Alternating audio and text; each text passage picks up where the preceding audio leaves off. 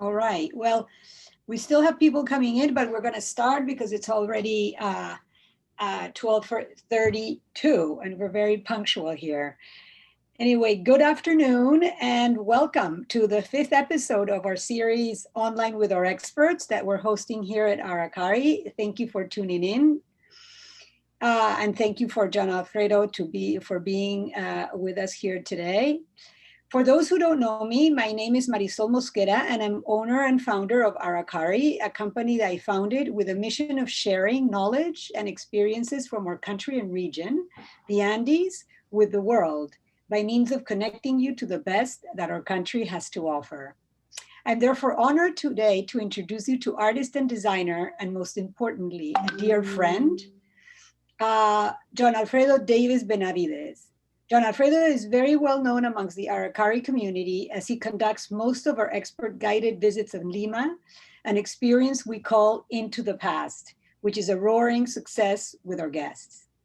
Today, John Alfredo will be taking us on a fascinating journey of traditional arts of Peru, which is his main area of expertise. And by the way, we're not calling it folk art, but rather traditional art, an important nuance with which John Alfredo will be no doubt be discussing.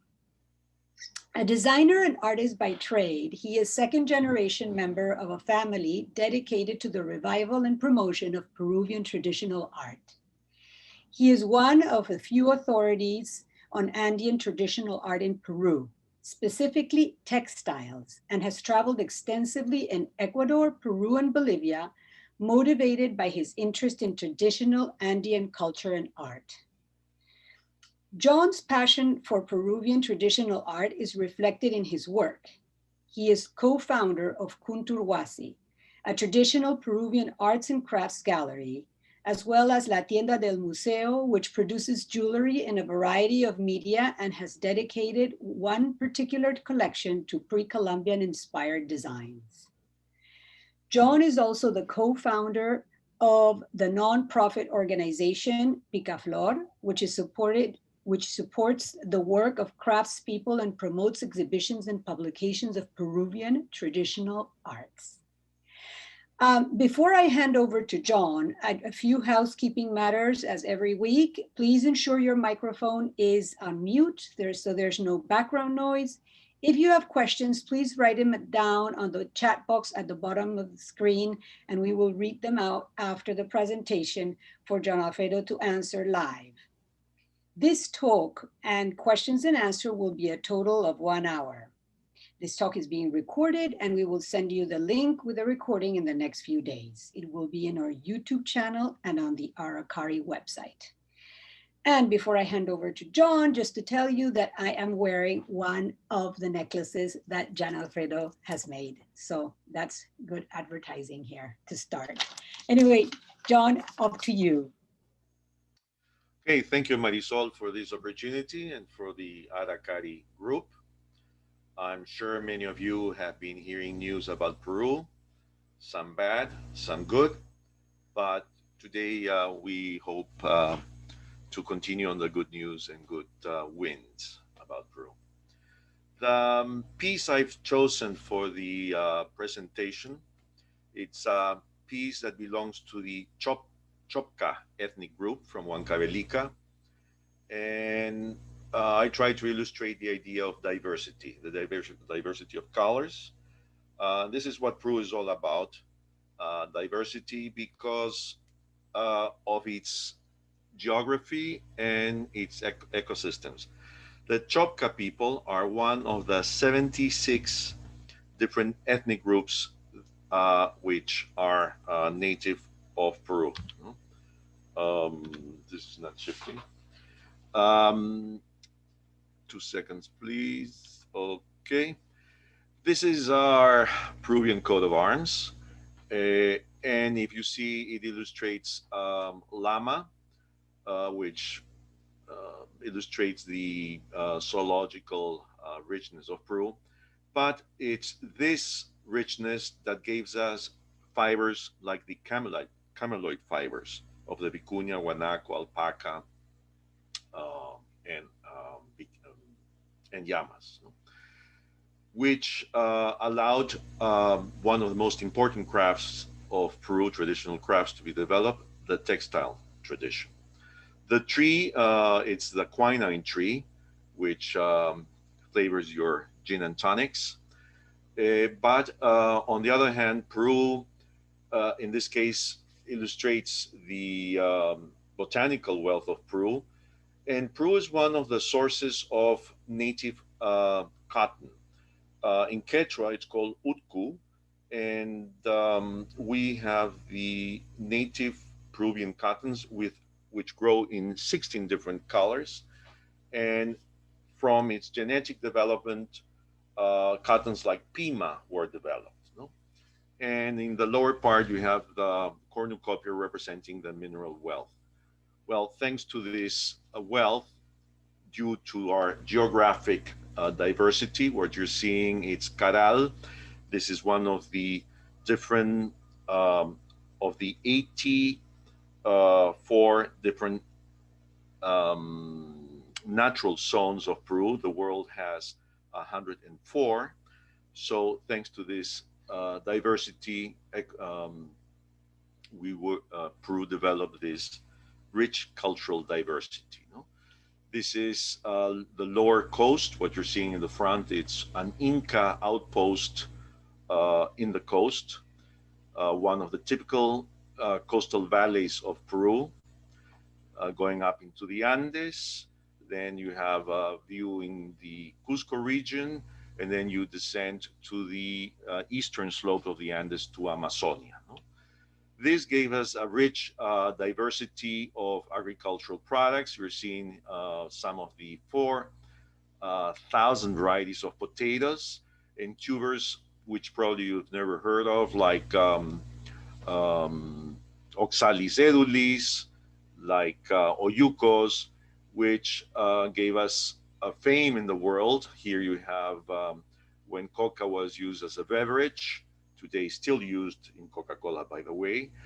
Guano, which made Peru very wealthy in the first half of the 19th century, and quinine, which empowered the Brits in India because they could survive malaria and still saved part of the world population.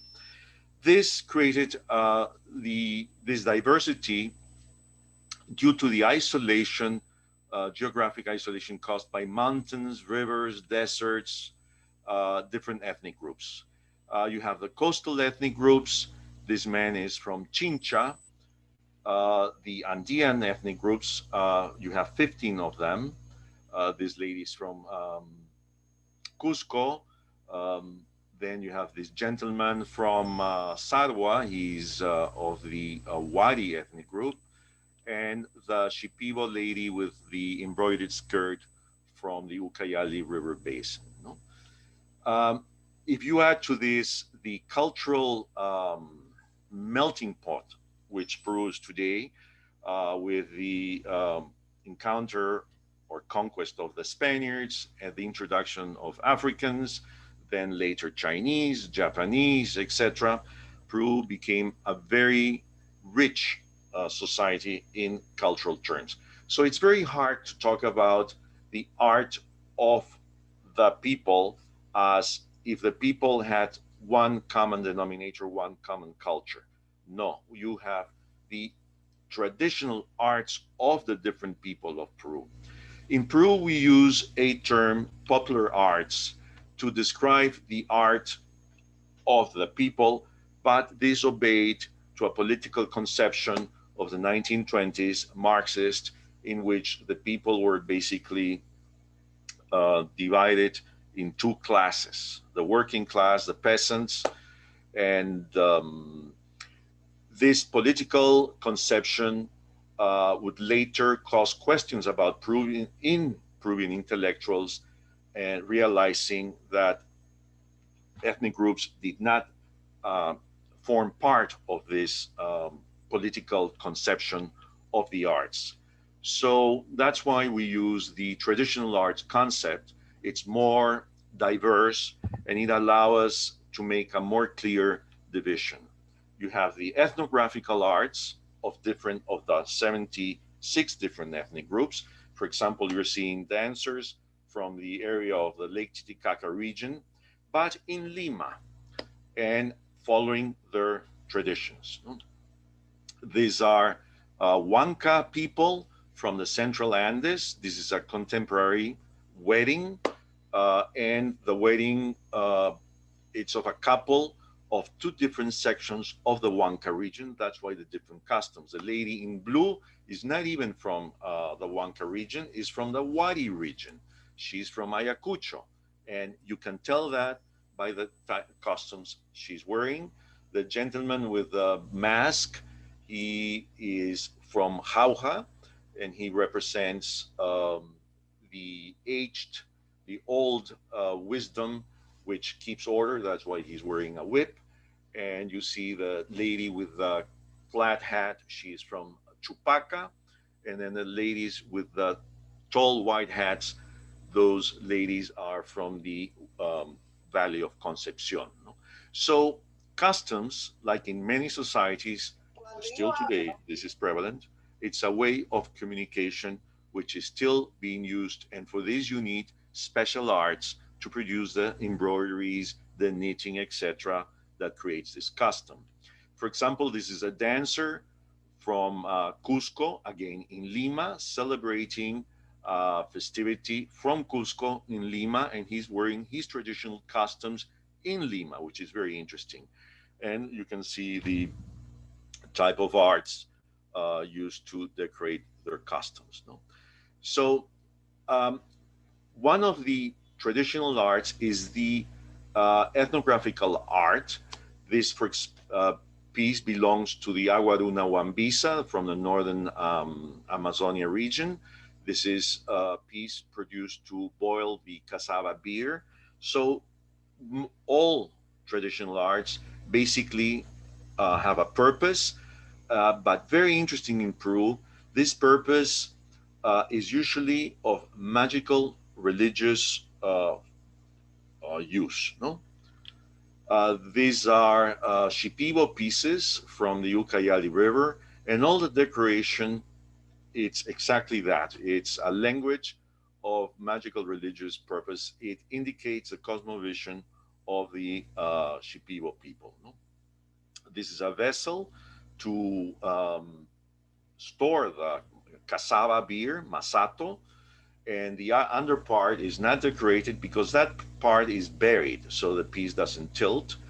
But the part that you see is the part decorated, and again, it all has a magical religious purpose. The line in the center represents the anaconda, the Mama Yaku, which is the goddess of the Amazon um, basin. No?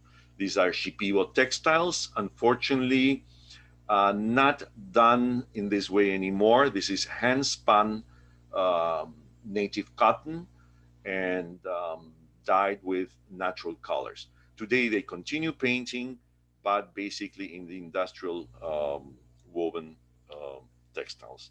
These are ethnographical pieces made out of palm fibers. Um, Furniture and other goods were not very important in these ethnic groups. This is, for example, a tiana. This is a seat of the Inca period and for an Inca lord. So you see, it doesn't carry much decoration. It's not very impressive. Wood in the coast and in the highlands is scarce, so very economical in conception. So the art that developed the most was textiles. Textiles were the most precious commodity, easy to transport. They had the resources, as I said, cotton from the coast and the jungle, camelid fibers from the highlands, and this forced trade and interconnection with the different ethnic groups. This is a Wadi piece from around the 9th century of the Common Era. With the arrival of the Spaniards, they recognized the skill of the Andean weavers, and what changed was the fashion, the style. So they introduced new concepts like carpets, and the concept that you have a central field, etc. This is not a typical design used in pre-Columbian times, but the melting, the fusion of cultures started happening. They introduced in their patterns local motifs like llamas, vicuñas, parrots, vizcachas, which is a native rodent, and this continued evolving in times. Fibers were so important that they were not only used to make weaves, but they were a way of communication. What you're seeing is a quipu from the Chincha Valley from the Inca period, and it was used to keep information. Still, we fully don't understand this. If you're interested in finding more about this, I recommend you Google Gary Urton. Textiles were in the Inca culture very important, so much that the Incas seal their political pacts by giving these emblematic tunics like the gentleman is using. They were known as uncus, and they were weft face weaves, tapestries, a technique reserved only for the Inca elite. If you notice the lady, the Nusta, she's a princess, she's spinning with this staff still used in the southern Andes called Kayapi, and she's using the drop spindle, and the long wraparound skirt that she's wearing is called an anaco. No? When the Spaniards arrived, obviously they wanted to melt with the local Inca elite. No? So this was a political, intentional action. Here you're seeing a painting that is in the Museo de Osma. Many copies were done. There's another one in the Church of the Jesuits in the Plaza of Cusco, and it's the wedding of the daughter of Sairi Tupac. He was one of the post-conquest Incas, to the grand nephew of Saint Ignatius of Loyola, the founder of the Jesuit order, and their daughter Lorenza, which is depicted in Spanish custom to your right, is marrying great grandson of Saint Francis of Borja, who was, on the other hand, a great grandson of Lorenzo Borgia. No?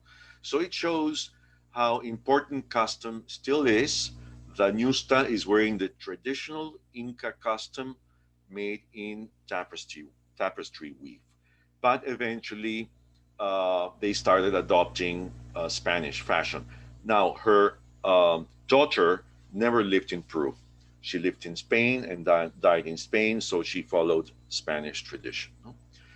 The Spaniards introduced the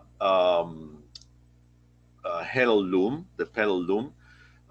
Andean weavings were done basically with very simple instruments. The backstroke loom, the four-stake loom, and the upright loom, easy to transport and economical in materials. Remember, wood was scarce.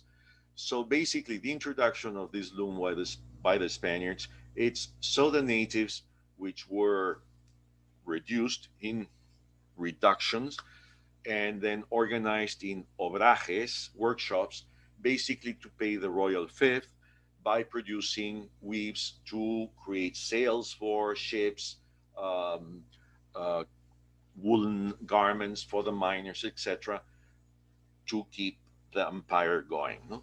So this system of production continued through the Republican era, not under the name of obrajes, but as private workshops. So these are the remnants of these obrajes. This gentleman is from Walwas, the Central Andes. Unfortunately, most of the weaves that you see in the walls are not for the local market anymore. They're basically for the outside market. Nothing wrong with that. This was always a reality, but they still weave like the shawl you saw in the presentation for the local market. No? This are bedspreads. This is from the Lake Titicaca region. This is a warp phase weave made in two sections with complementary warps.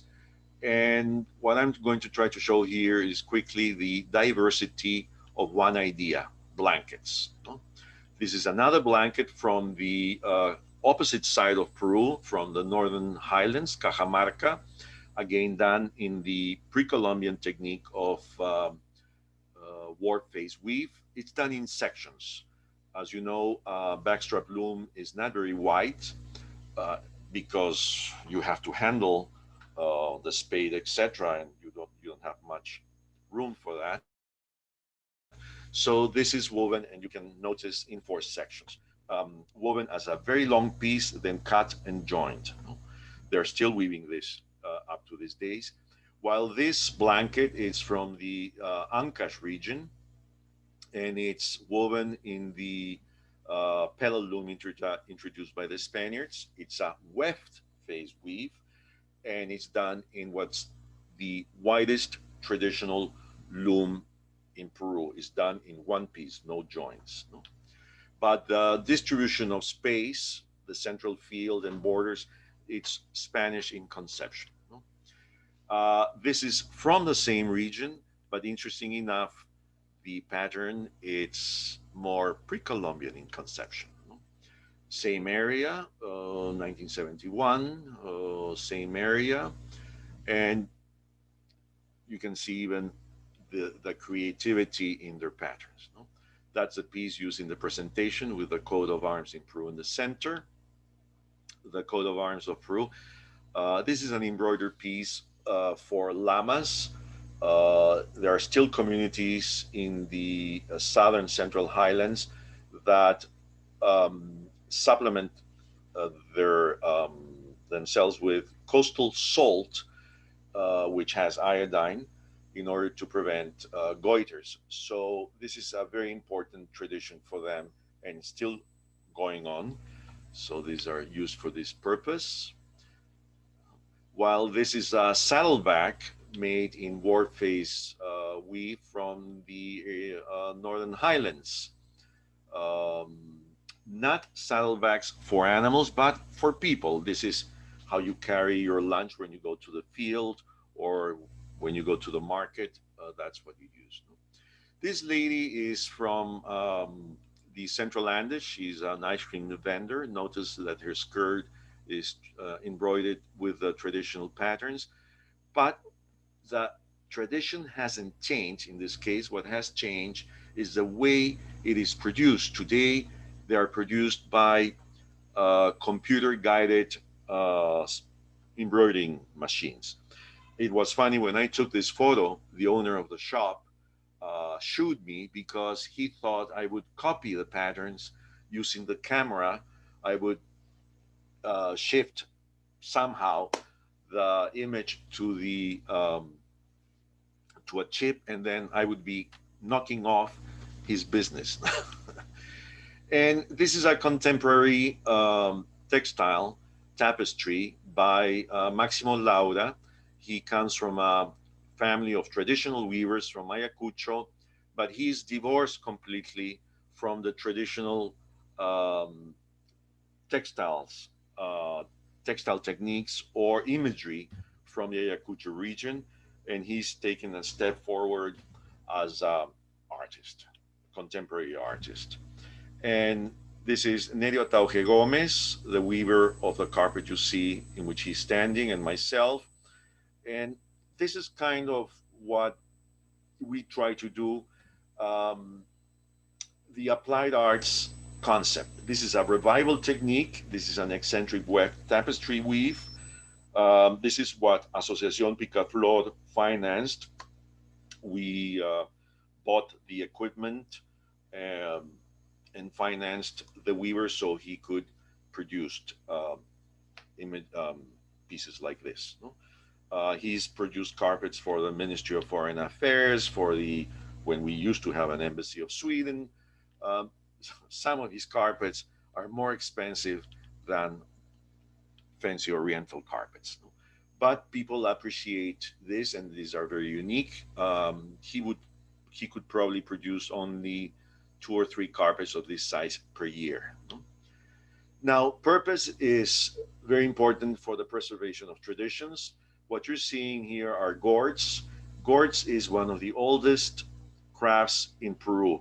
Junius Bird, an American archaeologist, found an incised and pyro-engraved gourd in Huaca Prieta, the northern coast of Peru, and it was dated 4,000 years before the Common Era.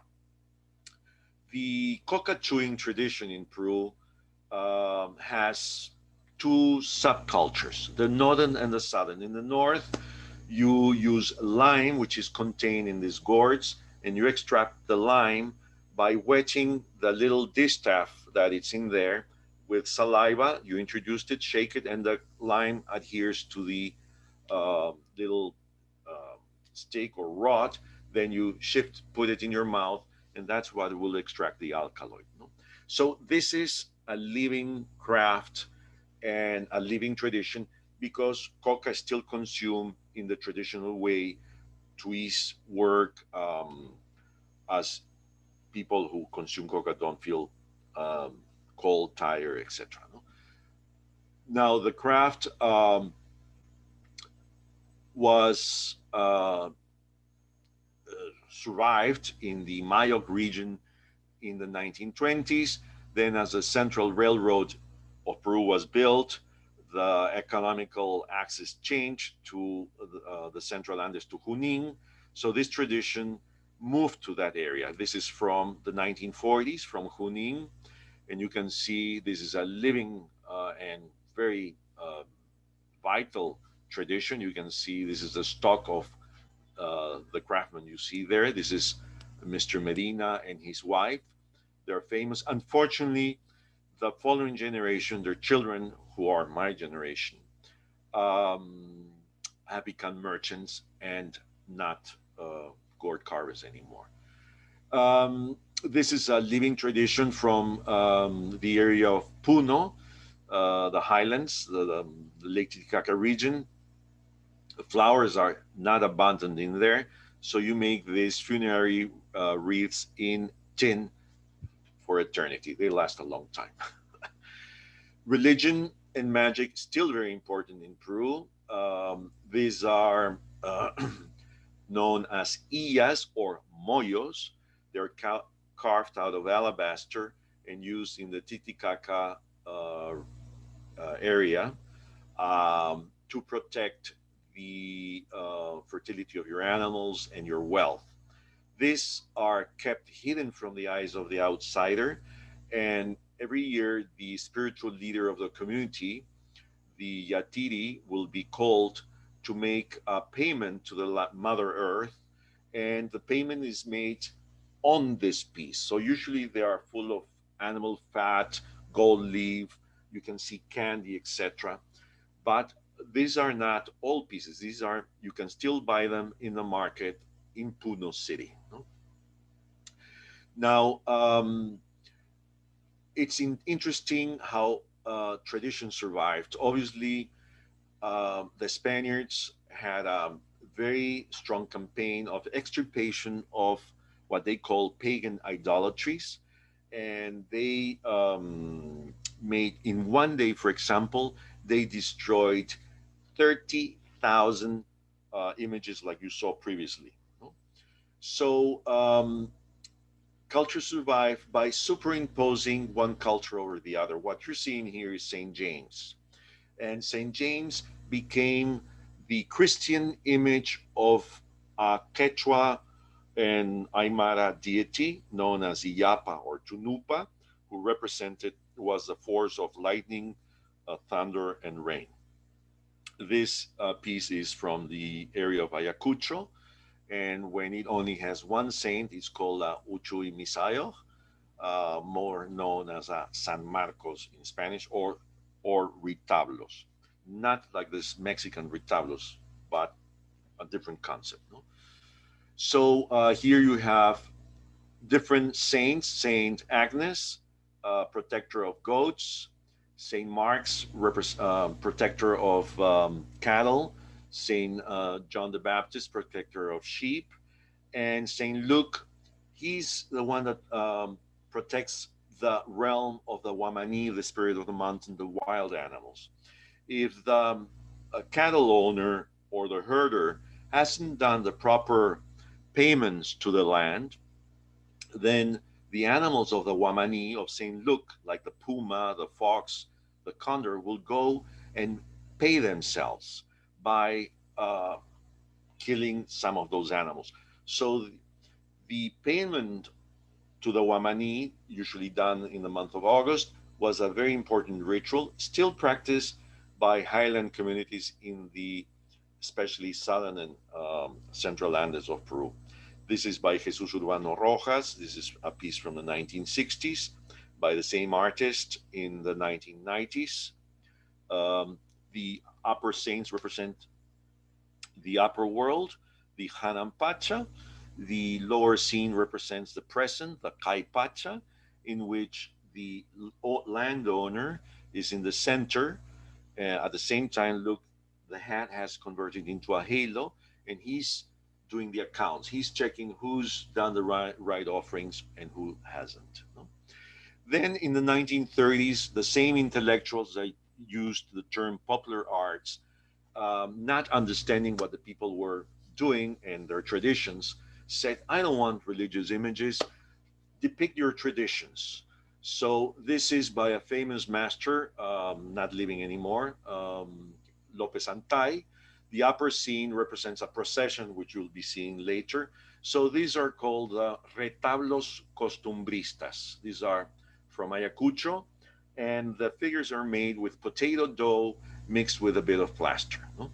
This is by Jesus Urbano Rojas. He passed away about, what, 6 years ago. These are ceramics from the area of Ayacucho. These are bottles used during the cleaning of the irrigation channels. That ritual is called a harcaspi. And to keep the community in rhythm for the job, they had to hire musicians. And they were so poor they could not afford to pay the musicians. So they pay them with these bottles filled with cane alcohol, which later the musician could place in the gable of his roof and use as advertising.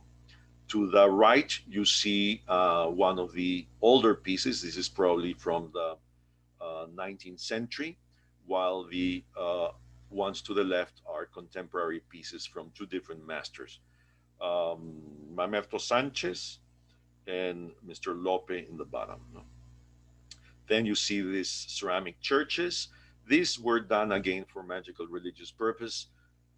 These were placed on the gables of roofs in the area of Quinoa, Ayacucho, to protect the house from evil spirits. That's why they have a kind of empty space in the bottom that was to embed it in plaster. No? The pieces you see in the lower part are from the southern highlands, from the area of Puno.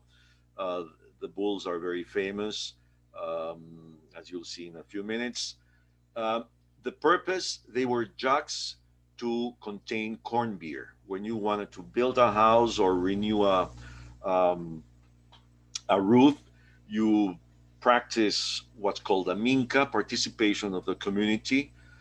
People will help you do the job, but later you would help them when they needed your help. But you had to treat them well. So you would name different godfathers. Some will be in charge of getting the materials, some will help with the food, etc. So the corn beer that was produced, served from these jugs, was usually contain a bit of blood of the bull, which empowered you, gave you the power of the bull. Now, the bull is animal introduced by the Spaniards that replaced the puma as the symbol of the present of the power of the Caipacha. No? This is one of those churches from the area of Quinoa. This one is probably from the 1920s, 1930s. And in the center, it has a hole where you could introduce the metal cross that you see in there. Metal crosses, these are from diverse areas of the Andes, um, used again to protect the houses from evil spirits, usually placed in the central gable area of the house. Ceramics from the area of Ako, Junin.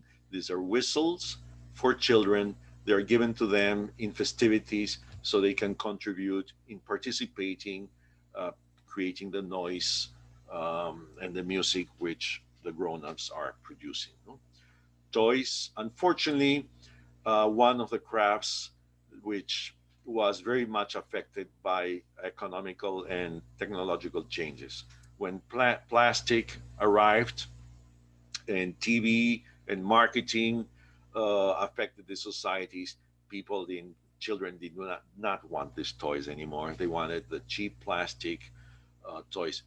Well, um, unfortunately, is one craft that has been very much affected. This is Mayolica from the area of Lake Titicaca region and Cusco. Uh, this too was a craft very much affected by the arrival of enamel, metal, and plastics. It still survives in the Puno region, and there has been revival movement in which I was one of the actors in the area of Cusco. We'll see about that later. Here we have one of those bulls from the Pucara, wrongly known as Pucara, because actually they come from Checapupuja, etc. No? So you can see the handle. Behind the handle, you have where you fill the piece, and it's through the mouth that you serve the corned beer. No? And this is the tribal or trivial or banal representation of the same image. This is in the central park of Miraflores.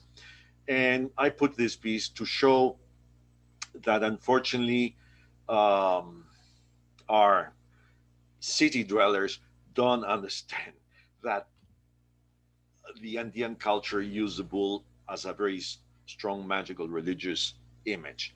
Here it's become totally trivialized, banalized. No? And this is probably what you'll see, obviously, small versions of this in most of the shops directed for the new, what I call airport art or tourist art. No? Now, we have, besides the ethnographical and rural arts that we've seen, we have the urban crafts. No? And yes, poster painter is one of them. This is from the area of Cusco.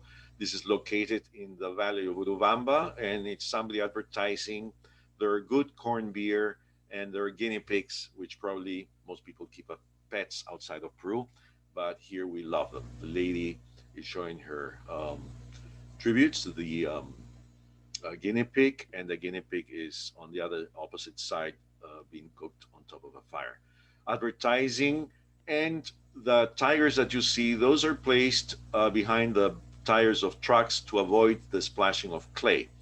You know, the drivers feel they're the tigers of the road, so this is an imagery that is placed back there. This is dying out due to the introduction of new icons and new ways of production, like computer printed banners. What you're seeing, the lettering in bright colors, this is an art that is very much alive and very strong, and it's become uh, spread all over Peru. Don't forget that Peru has changed very, in social terms, very radically in the last 50 years. We went from being a 70% rural society to 70% urban society. No? So this is the same art. You can see Davis, my last name spelled there, in the same kind of lettering. This is the same type of advertising uh, done in the area of not Lima anymore, but Ayacucho. And this is all handmade. They do cutouts, so you have stencils, and this is the way it's being produced. No? And these are urban crafts, whether we like it or not. This is a truck in the central highway that I take every day in Lima. But traditional crafts are still alive. These are ponchos in the central old market of Ayacucho. This is the traditional poncho from Ayacucho. This is the celebration of Holy Week in Ayacucho City. The ladies, yes, dress up for this special occasion in their traditional costumes. This is a lady from the Ucayali River, but interesting enough, she's selling her crafts in Ayacucho. This is the hill of Acuchimay. We have a craftsman in tin, tin producer, Mr. Araujo from Ayacucho, alabaster stone carver from Ayacucho again. Ayacucho is known as the heartland of the craftspeople of Peru, but I would say that that's not true anymore. Lima has become the heartland because we have 30% of the population, and due to the migration, which was forced during the years of violence in the 80s, most of the crafts people moved to Lima. This is Maestro Galvez, a famous alabaster carver from Ayacucho. He passed away due to COVID about 2 weeks ago. This is the type of tradition of textiles which are not traditional but done by traditional weavers for the outside market. These are not made for themselves or for the local market, basically for visitors and for the export market. These designs even were promoted by foreigners in the uh, craft trade. This was a Swiss designer that introduced this pattern known as light and shadow. No? Now, crafts are still vividly live. This is in the area of Ayacucho, but they invent new crafts too, like embroidering. Embroidering wasn't a very important craft in this area, but due to non-profit organizations, they thought that this would be an easy way to introduce way to produce income, and these have become very strong. This is a gentleman from Sarwa. Sarwa is famous for the paintings you see behind, but they are excellent weavers, and he's holding a skirt done by his wife, which is very, very tedious to make. You have to do cutouts and then embroidered around the cutouts to produce the pattern. This is a processional litter from Ayacucho. It comes out on Saturday of Resurrection on Easter, and it's all decorated with wax, with candles depicting flowers and corn. You can see the people at the bottom, so you can get an idea of the proportions, and you can see it in the plaza during the procession, and you can see it as a source of crafts. This is a ceramic piece from Quinoa depicting the same processional litter. Obviously, these pieces are not done for themselves, these are for the outside market. And this one is made in the retablo technique, the plaster and the potato dough technique for the outside market. No? And it's done by somebody who has a name very close to mine, John Davies. These are applied arts. These were done for the Spanish elite during colonial and republican times. This is in the Museum of the Archbishop in Cusco. And these are contemporary pieces still done today in the same technique, and not only for the outside market, but there is a local market for them too. No? The Mayolica from Cusco, which is gone, but this is the revival techniques that I work with. And it worked in a very interesting process. I remember when the violence ceased in Peru, I always thought that there would be a big boom in the tourist industry, Marisol.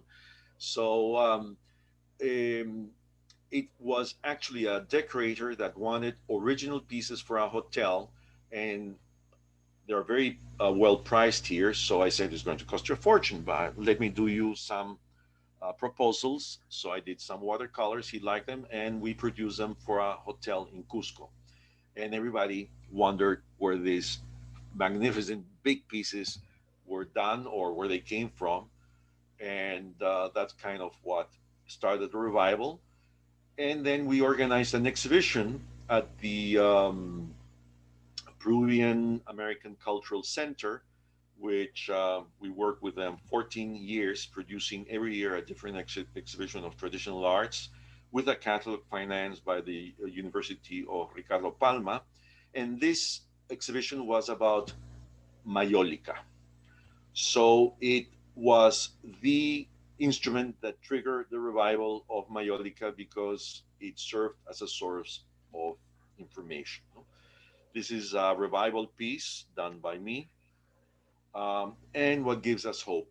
Children. So here we see children obviously rehearsing theatrical piece in their village. I traveled this in Ayacucho. I traveled there 2 years ago, and they're using their traditional customs. So what's interesting is that today there's a self-awareness that your culture, it's an asset, and it's already part of the educational system. We're um, struggling to improve our educational system, but it's on the good um, route. Now, what we have to introduce is the traditional arts in the educational system. So there is always hope. Okay. Any questions? Thank Hello. you so much. Yeah, thank you. Monica's gonna, I think there's some questions on the chat. Thank you so much for such an interesting presentation. I'm sure there's many, many questions. I have a few questions, but I think there's a chat that Monica wanted to read out. Yes, yes, thank you, John. We have a question from our guest here, John Llanos, who is asking about the difference in iconography and the weavings between the towns in the High Sierra, if they have more European influence as compared to the southern towns such as Puno and Cusco. Can I answer now? Yes. Sure. Yes. In the ethnographical textiles that are used by different ethnic groups have very little um, Spanish influence. The technique is not even European. It's the warp face weave, which was known, or it's still known as Ahuasca. And what they may do is they may introduce a new icon, like a helicopter might show up in one of their icons, no? Or a car or a bus. But basically, the purpose and the order of the design follows the tradition.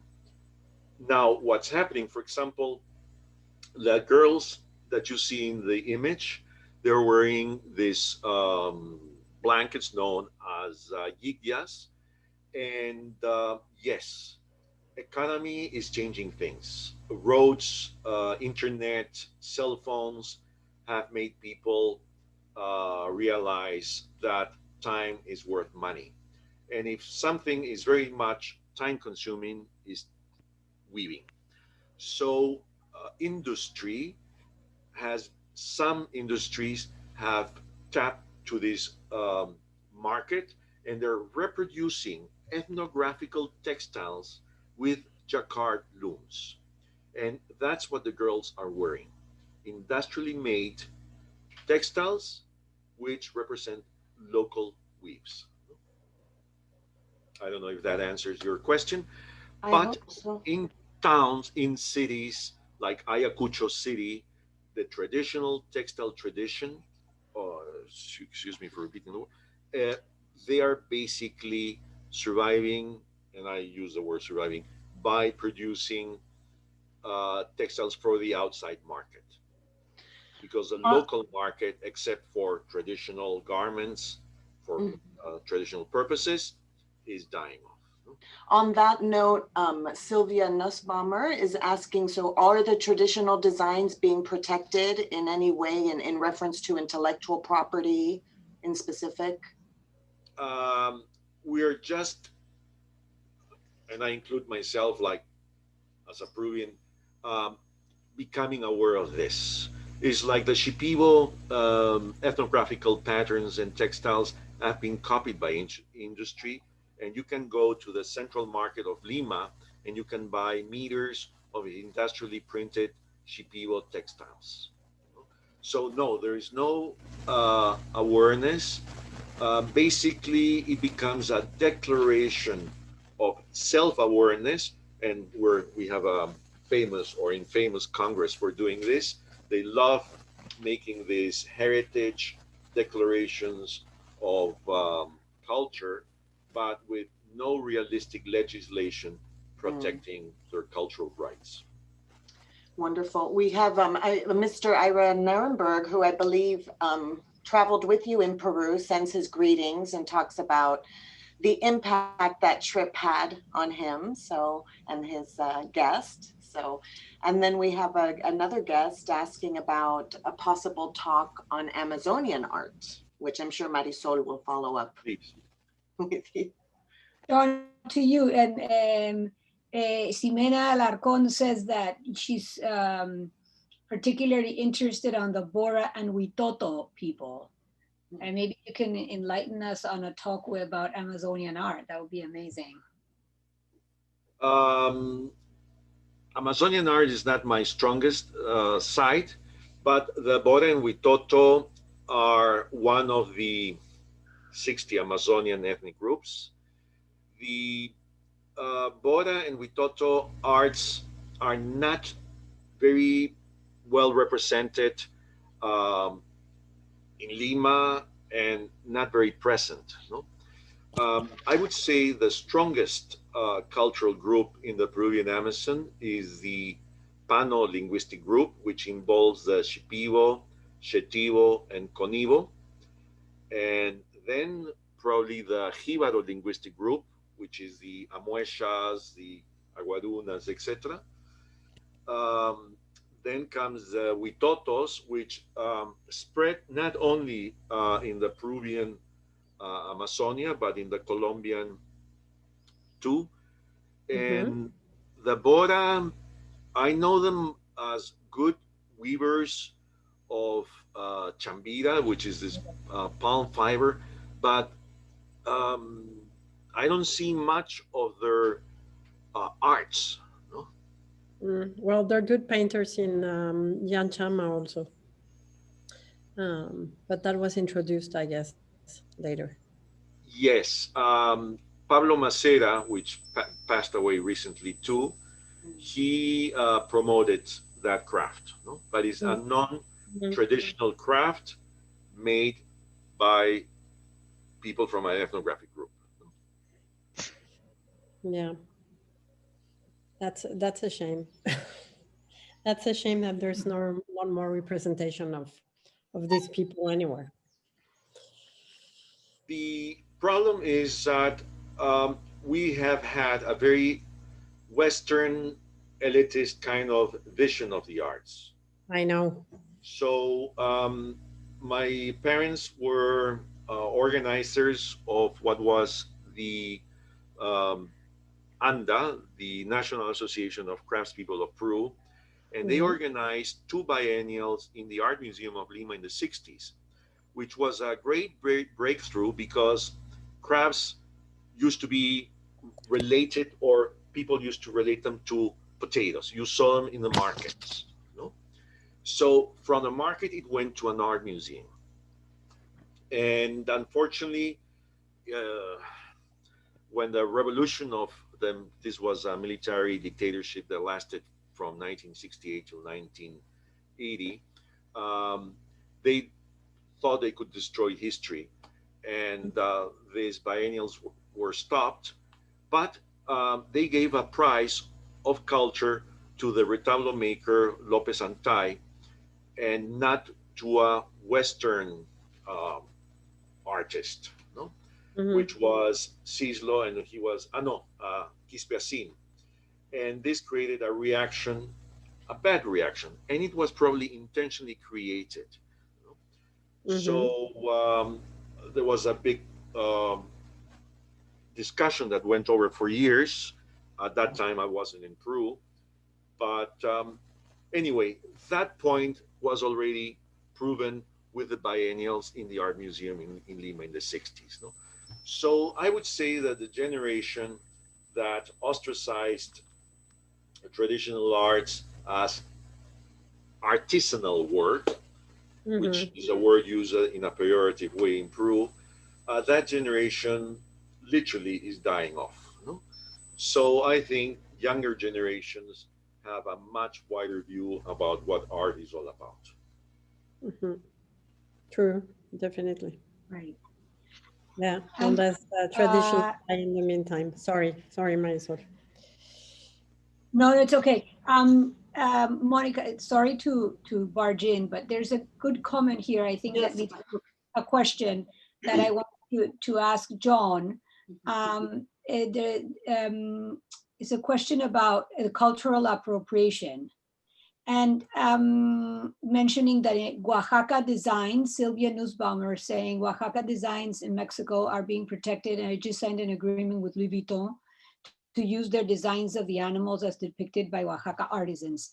Is there anybody in Peru advocating or actively defending the rights of indigenous people's art so that it's not copied by modern designers with them having zero benefit? Is there How anything? can you promote an idea with a Congress that is so uneducated? I'll give you an example. There is a ceramicist in Urubamba, Seminario. He's a ceramicist, contemporary ceramicist, but inspired in pre-Columbian motifs. And he definitely created a style. It was the style of Seminario. So Peru is a great country for appropriation. If you want to know if you're famous, is if they copied, let's say, your book. If your book appears being sold by street vendors, is that you're successful. So they started copying his ceramics all over Cusco, and he took the people who plagiarized him to court. And the judge ruled that it wasn't his intellectual property because he was inspired in the Inca culture. Mm. So, uh, how do you explain that to a judge? So, even if you created the legislation, the problem is with what judicial system you're dealing with. Mhm. Peru has real, I mean, I'll take it to another extreme potatoes. Or Peru is one of the country of great genetic diversity of plants, and we are not even protecting that because the people in the Ministry of Agriculture don't really understand how it works. In the Mhm. meantime, I'll give you an example. I remember in the 80s, a lady by the name of Sally Fox, and this is public knowledge, so I don't have to hide this name, published an article in National Geographic about about cotton, and she was quoted about producing her own genetic varieties of cotton. Well, thanks to an American anthropologist living in Peru, his name is James Breland, and who, as an archaeologist, discovered that there was this native Peruvian cotton. He um, basically denounced her for appropriating native Peruvian cotton and making it appear as her own genetic development. It was a scandal. Mhm. Now, James Breland, who I know, today in Peru has no recognition for the job he's done about native Peruvian cotton.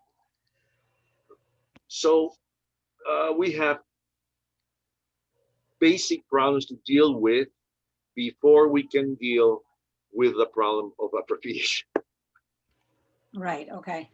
Thank you, John. There's a good question here that from Ross Holbrook for you, John. Fantastic presentation. What a great showcase of diversity.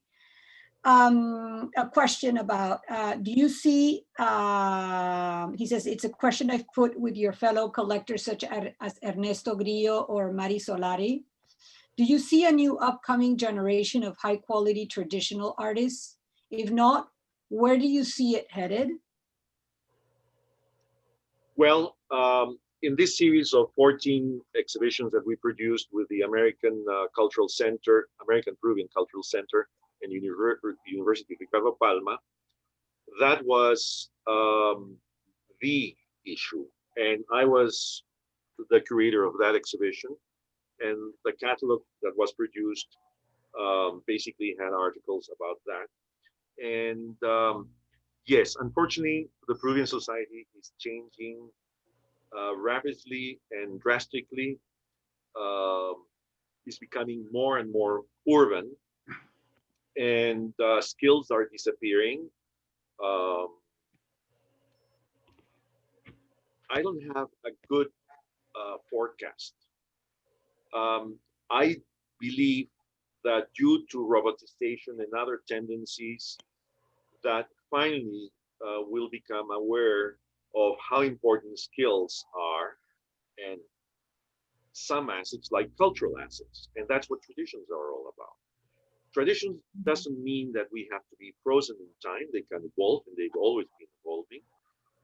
But for that, we have to become aware. So, for example, in Peru, we boast about our metalsmith, pre-Columbian, and textile tradition. But there is no art school that will teach you or have a department of fibers and textiles. Right. So I believe that the future is in applied arts. We have to start, and that's as a business what I've done, and what I've tried to prove in time is that it works. The old concept of applied arts. The Incas commissioned fine textiles from weavers, and the weavers had to do comply with certain standards and certain iconography, but according to the purpose and the needs for the market or objectives of the piece. So this is the mechanics that we have to start again. How is it possible that the hotels in Cusco have to import porcelain from Chile? I mean, I'm not a nationalist, but skills are there still, and they're not using them, especially like, let's say, in Cusco, where Peru is not a country that attracts people for its transparent coastal waters of warm temperature. This is a country that attracts visitors for cultural reasons. And we don't know how to sell culture. Yeah. We don't have a museum of living cultures. That's it. I mean, there's a museum in Sucre in Bolivia of traditional, not traditional, of actual weavings, made by the indigenous people in that area. Instead, there's nothing like that in Peru, is there? And a museum this is going to sound, excuse me, Marisol, very harsh, but there's a saying that I use. In Peru, everybody's proud. Well, not everybody, but we boast about our Inca culture, the biggest empire in the pre-Columbian Americas.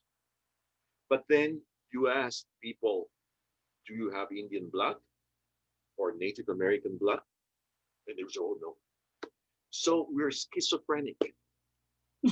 Thank you, John. We're about to finish, but there's Susie who is Susie Dyson, who's asking a question, and she's keen to get an answer. It says artisans must be suffering to sell right now. Have you heard of any plans to activate their sales, maybe via internet as a general page for easy access and sales? Some have tried to tap to different organizations, but no.